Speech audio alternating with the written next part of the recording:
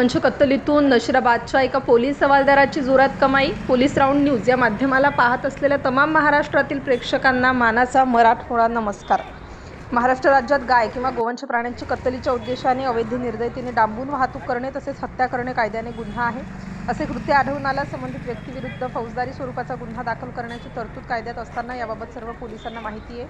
Nashirabad police ठाण्याच्या कर्तव्यतत्पर प्रभारी अधिकारी सहाय्यक पोलीस निरीक्षक श्रीमती योगिता नारखेडे यांनी नशिराबाद शहरात चोरट्या पद्धतीने सुरू असलेल्या गोवंश मांस विक्री विरुद्ध वेळोवेळी कारवाई करून संशयितांवर गुन्हे दाखल केले आहेत व शहरातून गोवंश हत्या संपवण्यासाठी ते प्रयत्नशील असल्याचे दिसते. परंतु नशिराबाद पोलीस ठाण्याच्या प्रभारी अधिकाऱ्यांना अंधारात ठेवून त्यांच्या विश्वासाचा गैरफायदा घेऊन नशिराबाद टाउनशिपला नेमणुकीस असलेल्या एका पोलीस हेड कॉन्स्टेबलची गोवंश मांस विक्रीतून भरमसाठ कमाई सुरू असल्याची शहरात खात्रीलायक चर्चा सुरू आहे.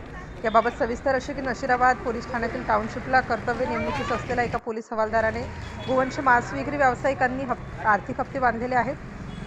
त्याचप्रमाणे नशिराबाद पोलिसांनी काही दिवस आधी गोवंश मांस विक्री प्रकरणी वेळोवेळी कारवाया केल्या. त्या कारवाईमध्ये एकाच व्यक्तीवर गुन्हा दाखल करण्यात येऊन बाकी 3 लोकांकडून गुन्हा दाखल न करण्याचे प्रत्येकी 25,000 रुपये घेतल्याची शहरभर चर्चा आहे. याबाबत वरिष्ठ अधिकारी या प्रकाराकडे लक्ष देतील का असा प्रश्न उपस्थित होत असतानाच गोवंश मांस विक्री प्रकरणी पोलिसांचे कार्य कौतुकास्पद असले तरी दुसरीकडे गोवंश हत्येतून आर्थिक फायदा करणाऱ्या त्या एका हवालदारामुळे जनतेच्या मनात नशिराबाद पोलिसांच्या कार्यक्षमतेवर प्रश्नचिन्ह निर्माण होत असल्याचे बोलले जात आहे. नशिराबाद येथून पोलीस राऊंड न्यूजसाठी उपसंपादक योगेश नाथ यांचा रिपोर्ट, जळगाव, महाराष्ट्र.